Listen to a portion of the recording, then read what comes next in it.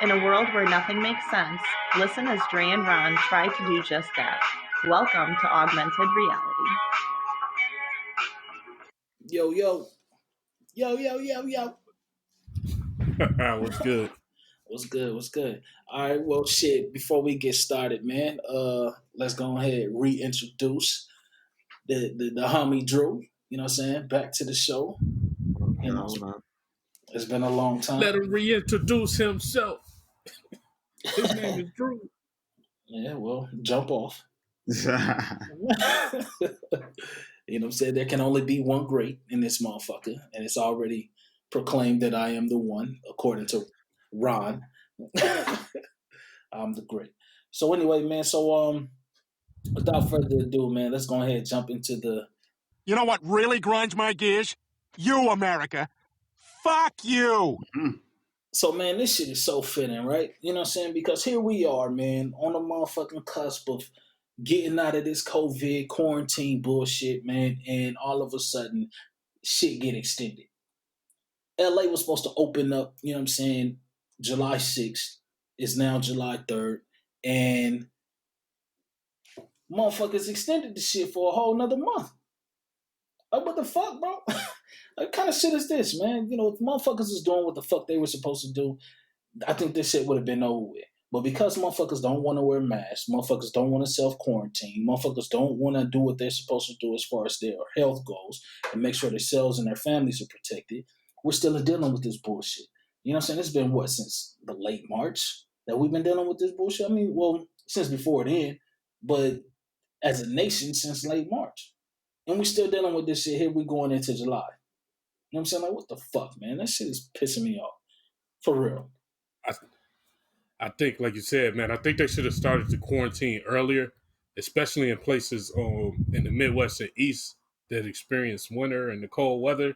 Like, if you would have shut everything down, I say early to mid-February and made everybody isolate then when the allure of going outside wasn't as great. Like, now it's the summer. It's going to be hard to tell people to go back in the house and isolate. You know what I'm saying? So I agree with you. It pissed me off too. Like, you go somewhere, you see people that just don't take it serious.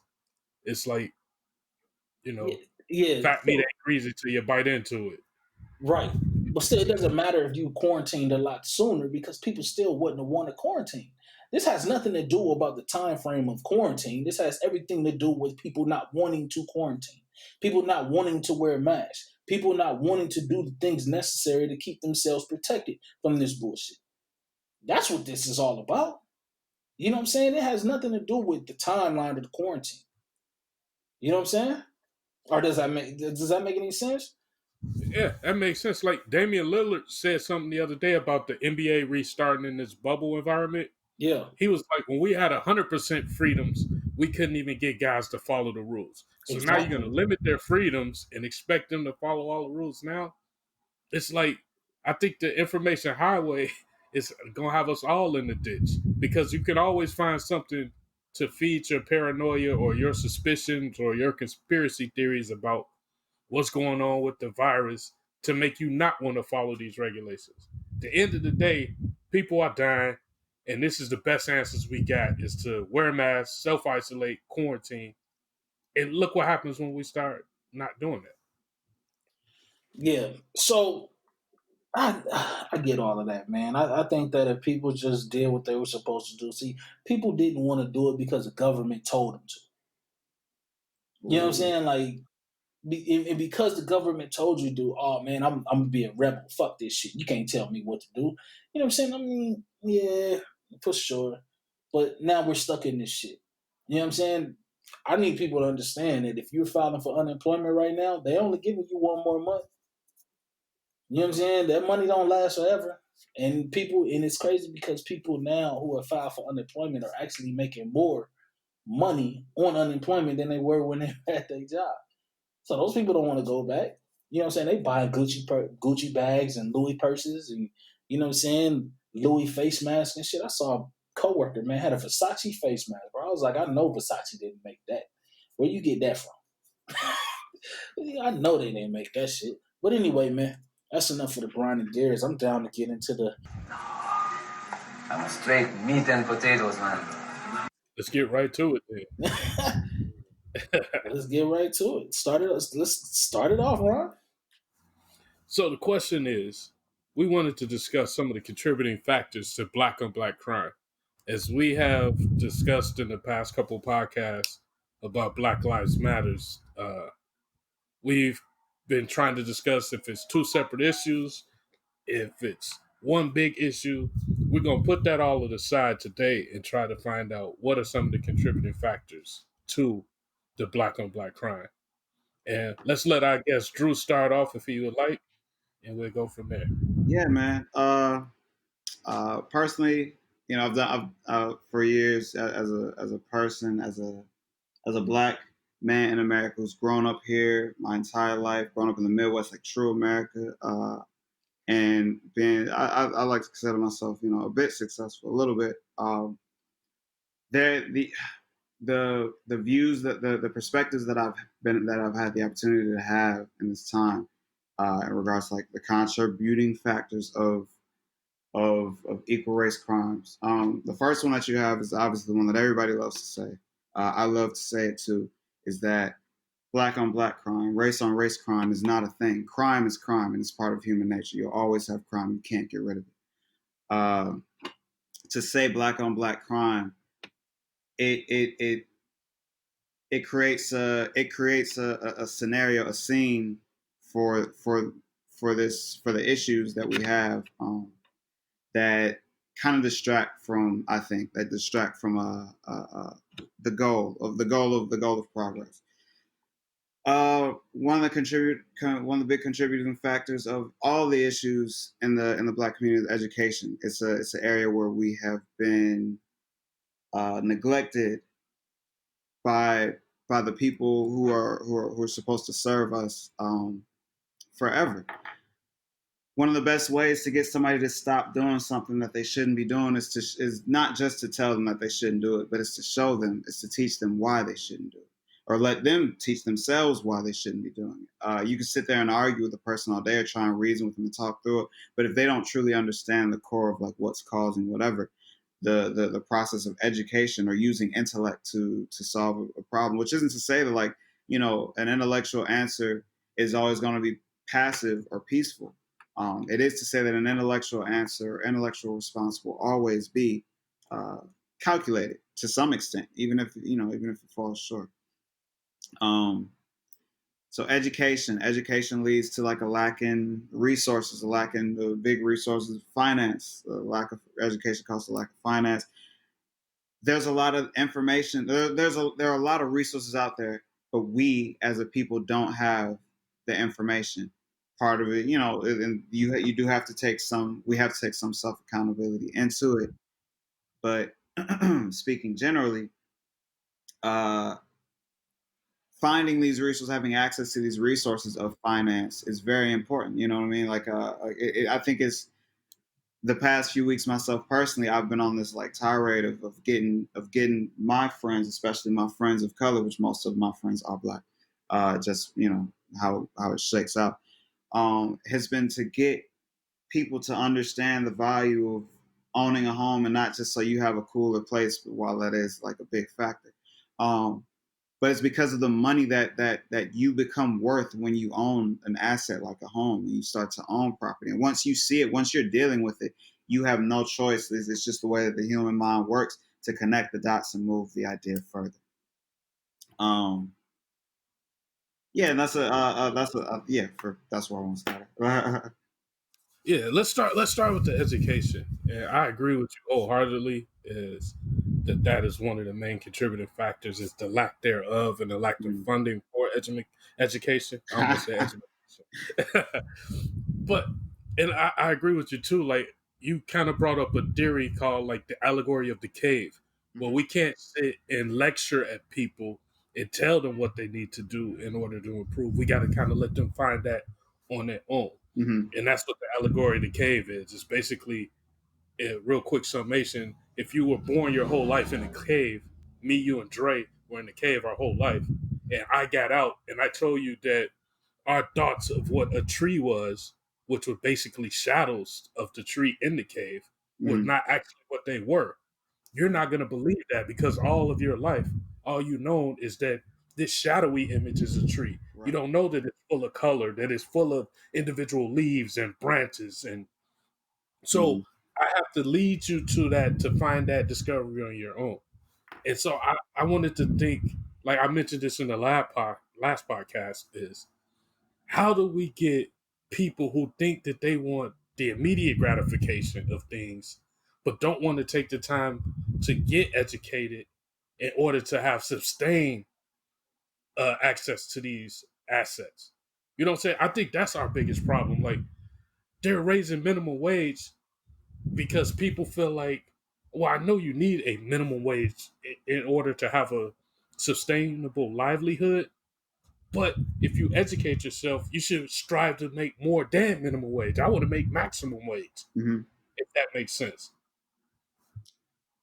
Right. So let me get in on this as well, because one of the contributing factors is the fact that it is education, right? And it's education because you have a couple, with that one contributing factor, you have a couple different elements here, right?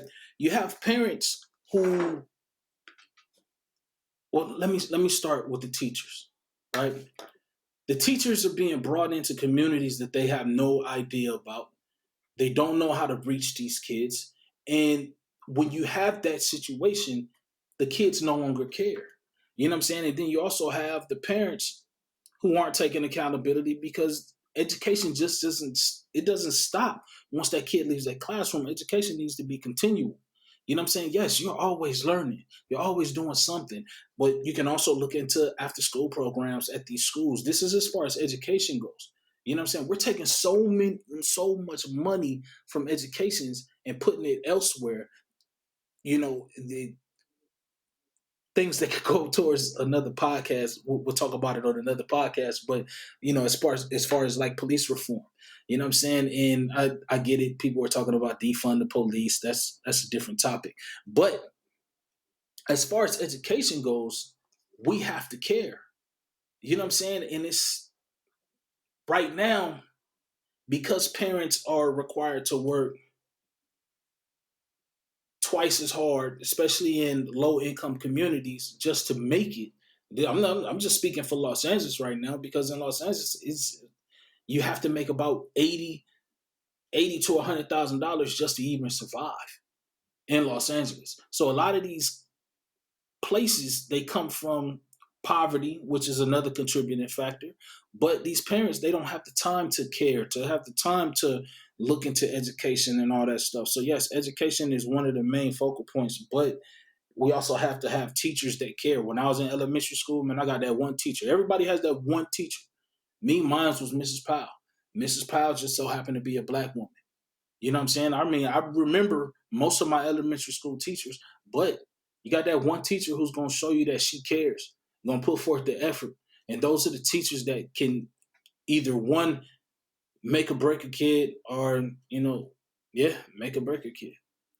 But see, how do we get kids to recognize and reach out for that one teacher? That's the problem. It's like I've always was taught from a very young age that if you educate yourself, you could lose everything in this world, but you're never going to lose that knowledge. And once you have that knowledge to do something once, you're able to do it again. And when like I work in the field of technology, as the trends in technology change, I have to grow with it or I will be asked out. And that's what we need to get the kids to understand, is that we're not forcing you to do something just because we want to keep you out of our lives for 8 hours so we can go work. And we need to get parents to see that schools are more than just babysitting sites. They need to take an active role in their kids' education to make sure that they are obtaining the right amount of education. They're not just regurgitating facts that are portrayed to them from a person who they have no respect for, standing in front of a whiteboard or whatever. But that's what education is now. Education is regurgitating facts. There's no need for it. I mean, there's no push for it to be retainable information. All you are is regurgitating facts. That's what we do. Shit, we do that shit now in everyday life. We regurgitate facts. You know what I'm saying? Now, the people who want to dig deep into it and actually research and figure things out and be like, oh, well, wait, hold on. Maybe what I learned in school, you know what I'm saying, wasn't right. You know what I'm saying? You got to go beyond. And that's what I said earlier. Education needs to be continual. It can't just be once you leave those classroom doors, it stops. You know what I'm saying? Education needs to be continual. Go ahead, Ryan. That's my point. I'm gonna let Drew get in after this. It's like if we continue to teach our kids that it's okay to just regurgitate facts, they will only accept minimum wage jobs where they will have actions in the job that are repeatable. And guess what, kids? Guess what, new generation? Automation is coming. You see kiosks at McDonald's. That's limiting the amount of jobs that people can get because Facts. now I I was in a McDonald's once and I watched the girl at the register point me to the kiosk to take my order instead of her taking it, not knowing that you just gave your job away to a computer. You You know, know, so we they need gave to their get job they gave their jobs away when they was arguing for $15 an hour. Starting to say McDonald's worker is a career choice. It's not a career choice. That is an entry level job. As far as I'm concerned, it's an entry level job. I mean, shit, that job is for high school students, kids with work permits. I mean, I understand that some people are college students. You know, I understand that some people need to work that job because they can't get a job elsewhere. But shit, when all the older cats are getting a job and pushing the younger cats out, it's a problem. Drew, what you got?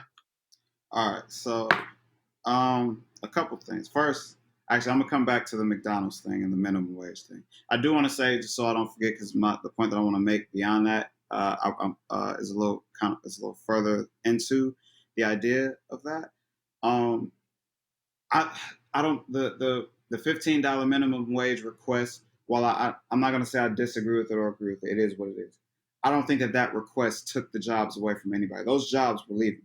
McDonald's saw an opportunity to make money years ago, and it's been a Yeah, process of trying to implement it. And to be honest, this COVID thing, as sad as it is done nothing but open them up to the opportunity of using that even more in the future. Like like this is like rushed that whole process of like of flushing out the actual employee right. from But that the part of the process. but as far as the kiosks are concerned, the kiosks started coming around when they started asking for that No, $15 an hour no, the increase. kiosk Well, was I know, the reason I no, say no. no is because the kiosk was already happening in other countries. Oh They well, don't need the $15. They have, you know what I'm saying, not every other country, but a lot of other countries already have these things established. These kiosks were happening. It was just a matter of making more money for the corporation. for sure, for sure. Okay, well, I mean, because I didn't start seeing them until that $15 an hour. That Yeah, we want more money. We want, you know what I'm saying. And they were like, "This is a career." No, I mean, it's not a career. I mean, yes, it's a job for sure, but you know what I'm saying. It's not a career. You know. But yeah. anyway, go ahead. Um, I also want to piggyback on what you said. We can't just put education on teachers. I personally grew up, and I've always been a public school kid. Went to Detroit public schools at the time. I don't know where it ranks now, but at the time it was one of the lower ranked school systems in the country. I like to believe I'm a pretty intelligent dude. So to that, I want to say like we can't like teachers come in they're part of a system, and that's fine. Like we do need teachers that care, but education is not just what you learn in the institution. Just like y'all said, a lot of what you learn in the institution is just regurgitating facts. You learn that the square root of pi is 3.14. Why the fuck do I care? Like I've never used that, you know what I'm saying? But like I know it. When it comes to getting these kids into things and expanding the ideas of life and living and using intellect, uh, just like anything else, I feel like you have to appeal to their interests. You can't sit here. We can't, just like the allegory. Okay, we can't sit here and tell them like, hey man, if you we can do this and just go to school. It's good for you. Because nobody cares. Like I don't care about it's good for me. Stop eating pork. I get you. You're gonna tell me all day that it's bad for me. It's high in sodium. It's this, that, and the other, blah, blah, blah, blah. But I don't give a shit. Like I like pork.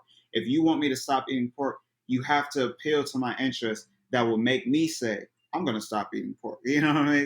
Because aside from that, there's no reason to.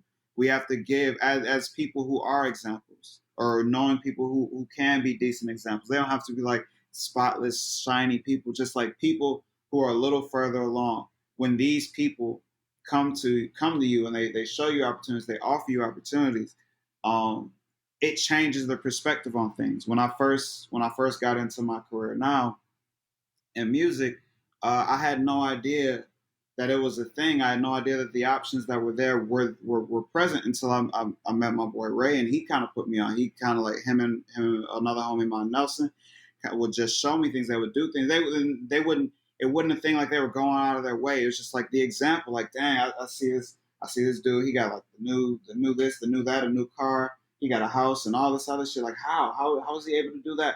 Because he took a little time and learned how to do this. So, all right, like, shit, if he can do it, I can do it, kind of thing. You won't always have the same level of success with it, but you do always have to appeal to people's interests in regards to getting them to move in positive directions, because just saying that this is a better way is not good enough.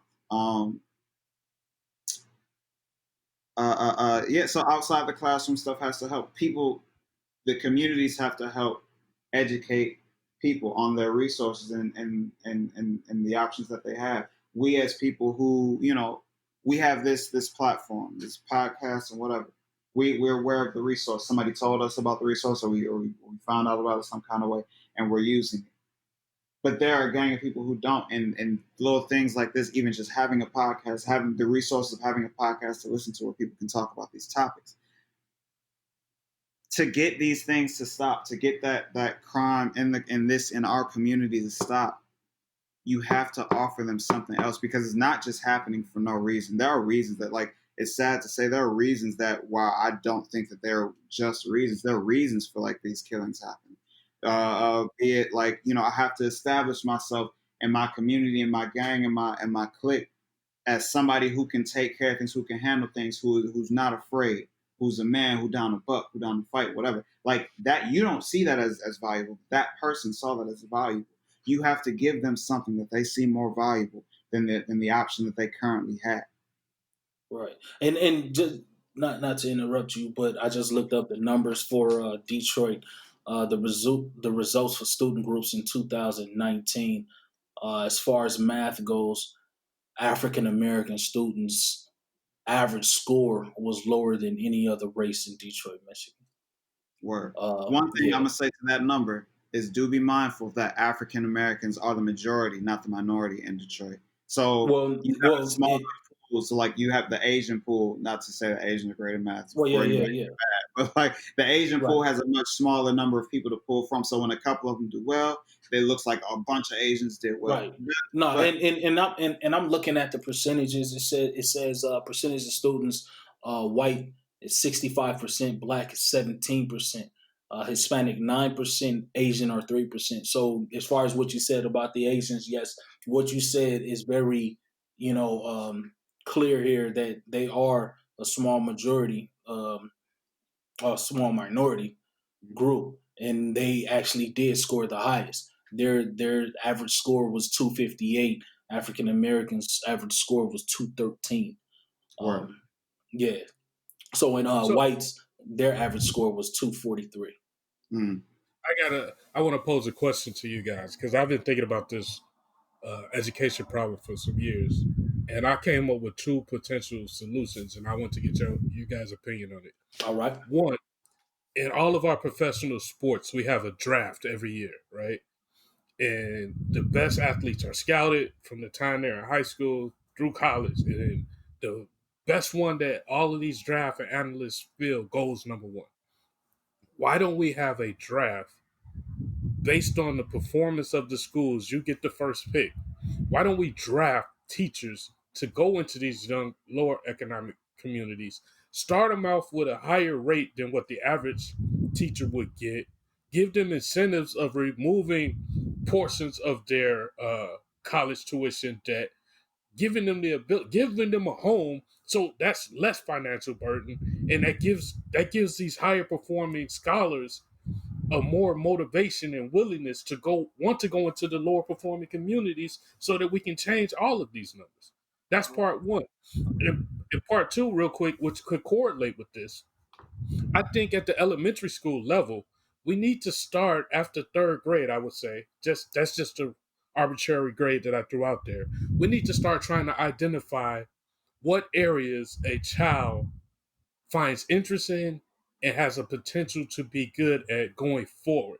It's no sense in inundating these kids with mundane material that they're not going to retain because they have no further interest in it. Yeah, I know you need your basics, but let's start to gear the education toward what these kids can excel in so that they don't have a lack of respect or feel a lack of importance of education from that young age.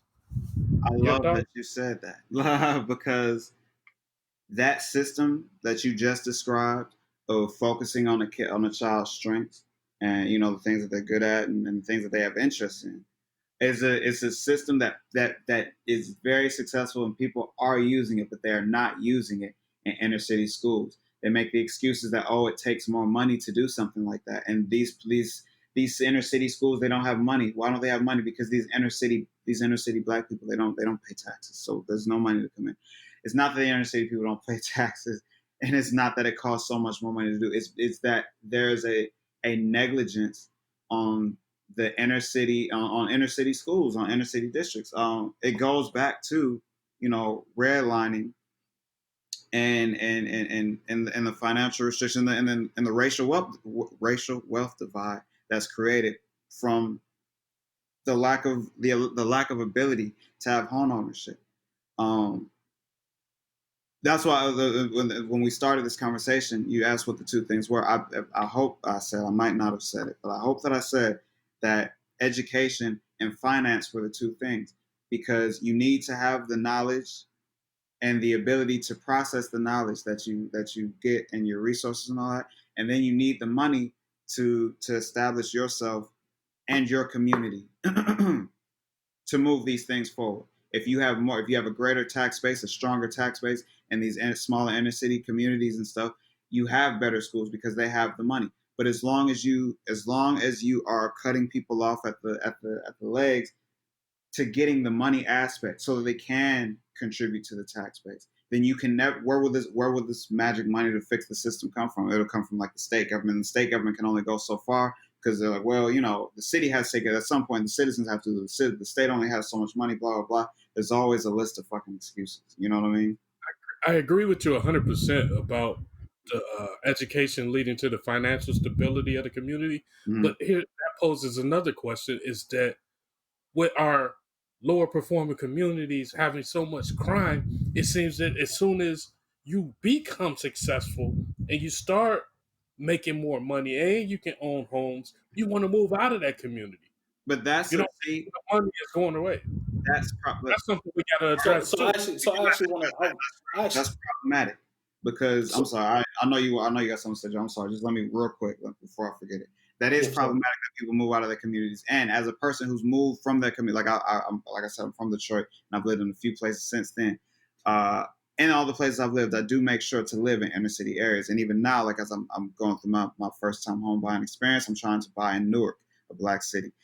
There's more incentive now than ever for you to get on, move up, and buy in your town, because that's exactly what I hate to say they're like, oh, white people, something, but like what these people who do have the opportunities and the resources to do these things, they're pushing inner city people out to the suburbs. As you can see, like clearly in Chicago, I know people like to use Chicago as example for a lot of things, which they should, because it is like the jewel of America, without using the coasts, which are like diverse just by nature. But like Chicago is probably one of the truest, like, large successful American cities, and it's based in a whole lot. So you have a lot of segregation, and you have a lot of like racial issues, you have a lot of black issues because of these things. It is now the time to go into Chicago and start buying places. The property values are low, and all right, so like you will still lose some of those a lot of like the lower resource, lower education, lower finance people, in a sense of and the disheveling and the moving around. But that doesn't mean, like, as long as we are in there, as long as black people are in there owning and having property and being able to influence the way that these things go, we have to say we have interest in our community. Nobody has interest in our community aside from us. Nobody has interest in the Asian community aside from Asians. I mean, you know what I'm saying? Like, no real interest. Like, we have to take control of that. So in these times when we have this opportunity where property values are low, you can go and you can get a 2 or 3K loan from the government to go and rebuild the house, to renovate a house to what the fuck you want it to. You can take a house from being worth $20,000 to being worth $200,000 in less than 2 months, and now you are now worth $180,000 more than you were before. These are the things that we need to do now. That's what they're doing now in Chicago, and I'm gonna keep referencing Chicago because I live there. In Chicago, the University of Chicago bought the Auburn Gresham area just outright, and they moved motherfuckers out. The 2 weeks after I moved off 63rd and Cottage Grove, they moved all the niggas out the row house and shut down the row houses. And they bought those properties, and now a bunch of white professors and shit own those properties. The University of Chicago owns that land, and they disperse it amongst each other. And now they make the decision on who comes in, who goes out, and how you make these things happen. They now also influence what happens with the education system over there, which that isn't a terrible thing. It's a university, so the local, even the public school system in that area has to get some influence from it. But until there are people in those communities, they're not going to invest in that. We have to get in there. You bring your cousins back that that got pushed out in that disheveling period. But like, we need to take control of these areas, and not take control for any other reason, but like, we need to establish ourselves. This is our country. Like, there are thriving communities from every other race that has like the opportunity to expat and send money back to their homes, to Spain, to Jamaica, to wherever the fuck they come from. We are here, and we need to have our own places. We need to have our own place, and not in the sense of rent. Like, oh yeah, I have this place, and we need to own these blocks. We can change everything. We can change not everything. We can change so many things from right there alone. From the police brutality, and the police addressing things, to the way that the goddamn mayor moves your money in your city, to the roads getting fixed, to the schools teaching a different fucking curriculum. Whatever you want to do starts right there, especially in America. I agree with you 100%, but when I'm gonna let you get in real, I just want to piggyback on that. But when you increase the value of that house, if you're worried about the jealousy of your neighbors who feel like you have overcame them and now they want to destroy your property, or they don't want to get on and they don't want to collaborate with you to see how you came to this point. You know what I'm saying? That's the problem. That's the main reason people move away and take the black money out of the community, which in turn affects the educational system, which in turn affects the programs that could alleviate some of the problems. It's like we need to get back to a sense of community of itself, where it's like I have respect for my neighbor. I know who my neighbor is, which gives me a vested interest in him and his livelihood. I don't want to see nothing happen to you, Drew. I don't want to see nothing happen to you, Dre, because I have a vested interest in you because I know you. And that's something that we've lost along the way. Go ahead, Dre. All right. So I've been waiting for a minute. So there's a couple things I want to touch on, right? I want to touch on but I first want to start with what Ron just said. Yes, black people in our community, we look at the next person and be like, man, well, they got so much, I'm gonna tear their stuff down. And it's not, that's that crab in the barrel mentality. Mm-hmm. Black people need to get out of that. You know what I'm saying? The crab in the barrel mentality. And that's why people don't reach out, because if I reach out and I give you something, you know what I'm saying? It's like, man, nah, bro. You know what I'm saying? You're going to tear me down. You know what I'm saying? So many times where you could tell a black person something, be like, man, that's stupid. That ain't going to work. You know what I'm saying? I'm going to pull you down. I'm going to shit on your dreams. I'm going to shit on whatever else you got. And it's going to be like, man, yeah, whatever. And then once you give up, I'm going to shit on you until you give up. And then when you give up, I'm going to talk shit about you. You know what I'm saying? So that's the problem in the black community. Anyway, but I want to go back to this teacher draft that you were talking about. Right? A teacher draft, honestly, bro, that's not going to work. Because what you do is you take the best teachers in the district, and you move them around. They're not going to want to teach in your district no more. Because now they have no stability. Because they don't know where they're going to be next year. And then they also might not be able to reach the kids in that new school the way they were able to reach the kids in that old school. So you know what I'm saying? What you need to do is you need to have, well, I know there's companies out there, because we have a mutual friend, Woody, who actually works for a company like that, where they go out and they teach these teachers. They coach, well, I'm not going to say teach, but they coach these teachers, you know what I'm saying, on how to reach those inner city kids, whether they be Hispanic, whether they be black, whatever. Those inner city kids, they have programs to where they coach these teachers up and be like, okay, well, maybe you should do this. So they have an extra set of eyes inside the classroom that can get whatever the teacher's not seeing. What you got, Dre? I wasn't saying move the teachers around. I'm saying if you draft them fresh out of college, when you get drafted, unless your name is Eli Manning, when you get drafted out of college by a professional team, you go to that team and you either sign or you don't play. So wait, let You don't me get this straight. So you want them drafted out of college based on what they do in college? Yes. Now there's a discrepancy. There's a discrepancy there because you can have a book smart person that's not able to translate that to a teachable moment for a student. That's real. You know what I'm saying? So you can have somebody straight A's in school. That's not necessarily who I want to teach my child. Well, but that's what happened to Greg Oden. He got drafted number 1 overall. He got hurt. It's a chance you got to take, but it's a chance that I'm willing to take. And then even that's not a chance I'm willing to take. That's not a chance I'm willing to take. I got another question. I got a question for you. What about the kids that are more art focused? What about the kids that are coming out of college with these degrees in art and really don't have an outlet to go make money? Well, if we talk about the other part of my experiment, or finding what kids are good at, we could put them kids out of college right in there to teaching the kids that have a more artistic mental all right. So I got another sports analogy for you, right? Now, so you got Michael Jordan. He's arguably the GOAT, right? Would you allow Michael Jordan to come coach your team? It has been done. But okay, it has been done, right? It has been done. But he wasn't successful. Why? But he was the greatest. But hold on, he was the greatest to play the game, right? So you don't necessarily need the greatest to play the game. You don't necessarily need the greatest in college. I just need you to be able to reach my kids. And if you're able to reach my kids, then yes, you get the job. Just because you got straight A's in college doesn't mean that you'll be a great teacher. You can get a teacher. You can get a teacher. You can get a teacher that was right there on the cusp of C's, B's. You know what I'm saying? And that teacher might be able to reach my kids better than that teacher who was able to retain the information. That goes along with scouting, Dre. It's like, how are you able to scout that? You're not able to scout whether. Well, I mean, so listen. You don't come straight out of college and be a teacher. You have to pass. You have to get state board certifications. You have to get whatever it is. But see, I need to know, like, are you able to reach these kids? Are you the right teacher for the job? And you're not just here to collect a paycheck. That's what I need. You know what I'm saying? Because if you're here just to collect the paycheck, this ain't the job for you, and you need to push on. Which is the problem that we're having sometimes in these schools, is that teachers are there just to collect the paycheck. Why? Because yes, the school district will give you half off a home to move in that school district and teach. You know what I'm saying? And they get a lot of incentives, which is rightfully so because they're teaching the future.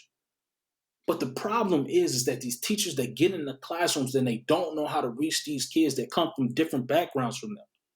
Word. You know what I'm saying? I can't expect a 23-year-old white woman to be able to reach a 9-year-old black boy. She don't know what he's going through once he leaves that classroom. Word. Also do want to say they do have incentive programs for teachers to come and teach in inner city schools. A lot of the people that Woody deals with come from these programs, and they offer them shit like, you know, student loan forgiveness and all that shit. And they get out there and they take these forgivenesses and they do what they feel they can. But like, you know, it's still the school is there for to cover a certain function in regards to education, but education is not institution based. It can't stay there, and it can't stop there. And then the thing is that you get some of these teachers and they have a good heart. You know they have a good heart. But when you get these teachers and then you got these parents that send their kids home and treat it as a glorified daycare, don't really care what's going on. the teacher can't care more than the parent does. You know what I'm saying? Like me coming up, man, them teachers used to hate to see me coming. You know what I'm saying? Be like, hey, because I'm on my kids. Like, hey, okay, well, what needs to be done? It ain't just, and I tell teachers all the time, hey, look, I'm on your side. I tell teachers at the beginning of every year, I'm on your side. You know what I'm saying? I send my kid, I pay for his education. I send my kid to the school, and I expect him to perform a certain way. That's on him. That's on us. I'm on your side because I know you're not here to fuck my kid over. We've tried the public school. I sent my youngest son in second grade. We sent him to a public school, and because kindergarten and first grade, he was in a private school. Second grade, we sent him to a public school just to try it out. Man, the teacher told me a month into the school, he said, "Man, your son is way too advanced. He's way too advanced. He's already young for his grade level." He's like, "Man, your son is way too advanced." He was giving Donovan third grade math books. You know what I'm saying? Like, he's in the second grade. This is the beginning of the school year. He's giving them third grade math books. What I'm saying though, not every draft pick works out. Yeah, We no, have bro. You saying take a chance. Yeah, I'm saying you're saying take a chance. Nah, bro. Some I can't take that alternative chance. to this. I can't take that What chance. I mean is it? What's the alternative? We stay status quo. What Go do you ahead, Drew. mean? So, just because I don't got a whole lot of time left, I want to jump back real quick. I'm sorry for cutting the education thing to the crabs in the barrel concept that we were talking about a minute ago. Is that cool? Yeah, go ahead. I think that is very. I think that's scary talk. I think it's very fearful talk. The stuff that was said in regards to that.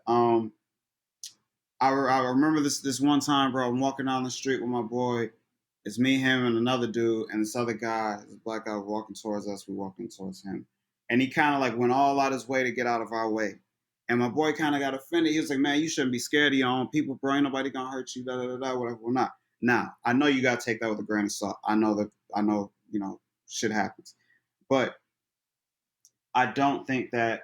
I think that the challenge is to get past that fear of like, oh well, if I try and put them on and they don't like it, or if I come out here and I'm doing well, they're gonna try and tear me down, yada yada yada.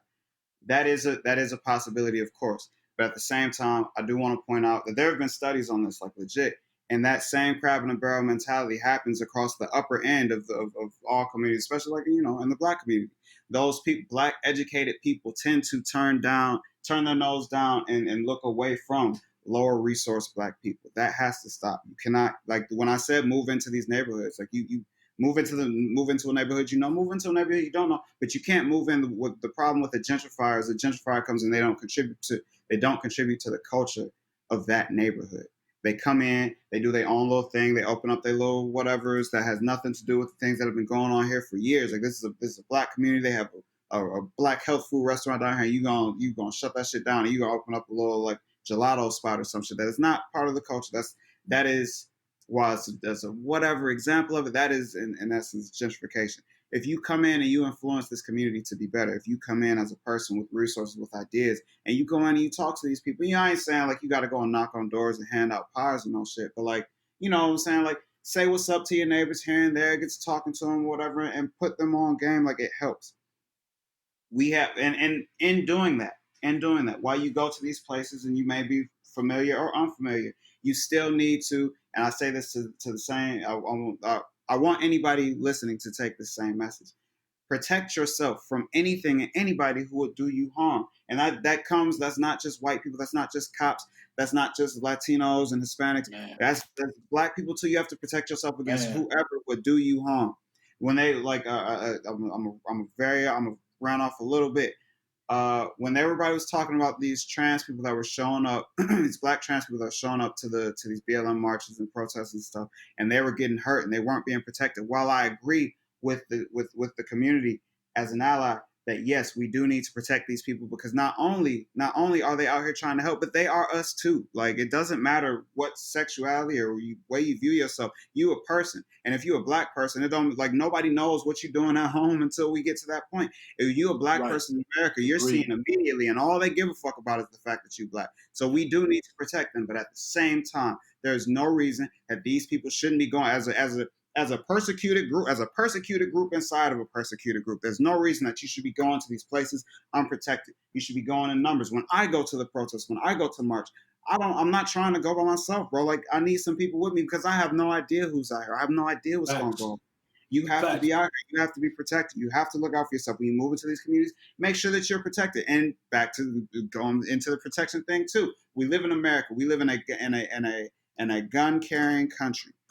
If you live in a place where you are allowed to use your right to carry a gun, best believe somebody else that does not have your interests at heart has one. And if you don't, then it's not to say that you everybody has to have one, but if you don't, then you obviously, and you don't have the training to use it and safely protect yourself, then I'm talking about. You are asking. You've given them permission in a sense to have their way with you and your shit.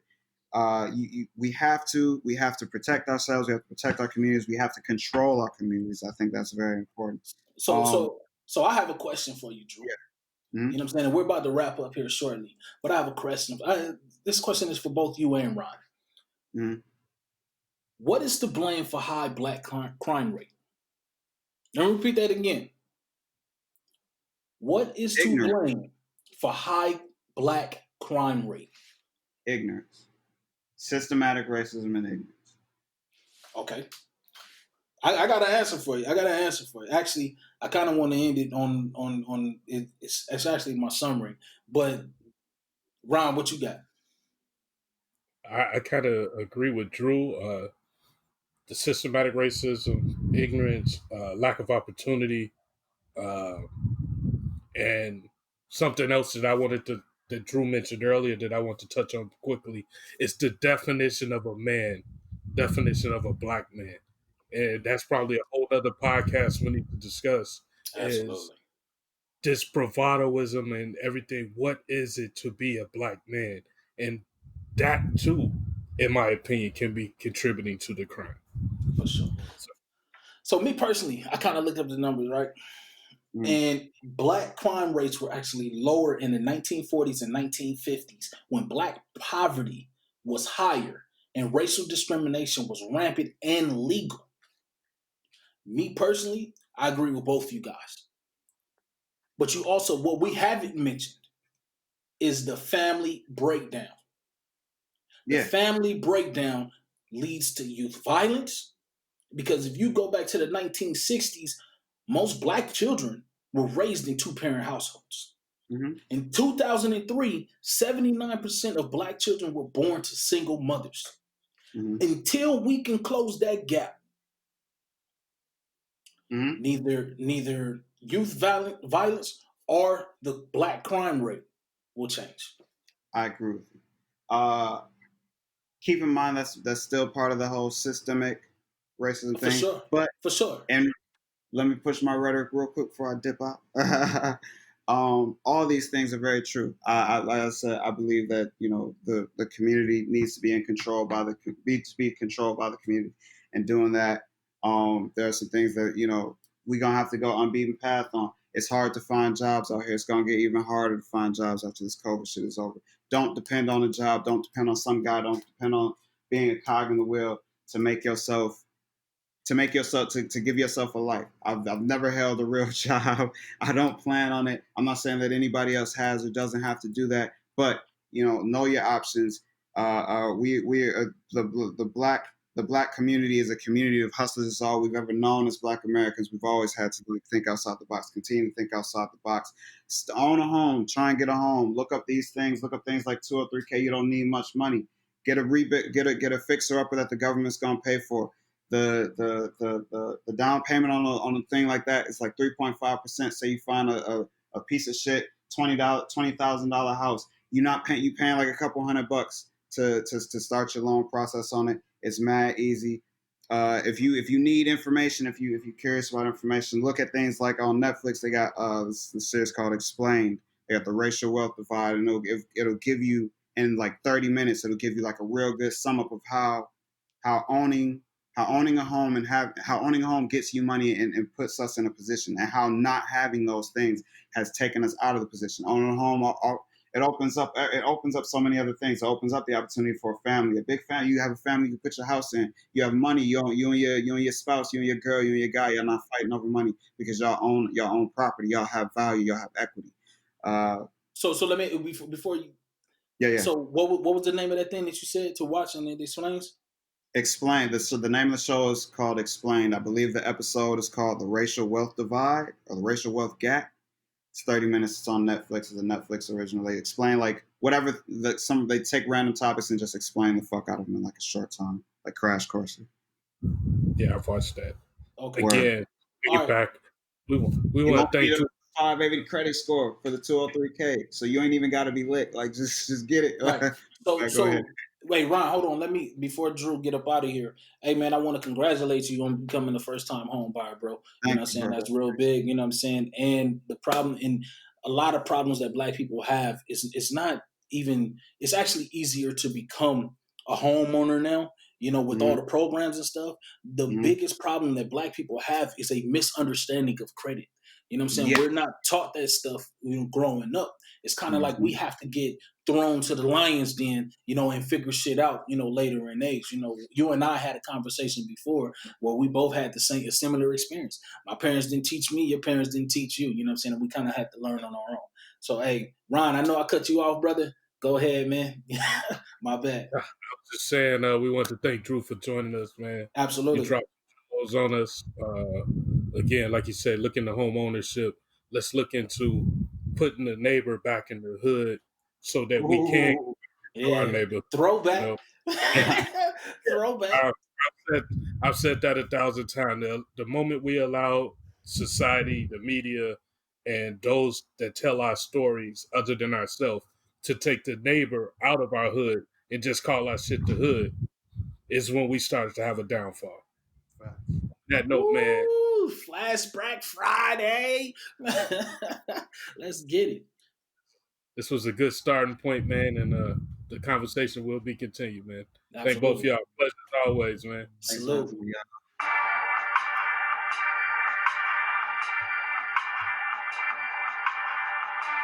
You've been listening to Dre and Ron's Augmented Reality.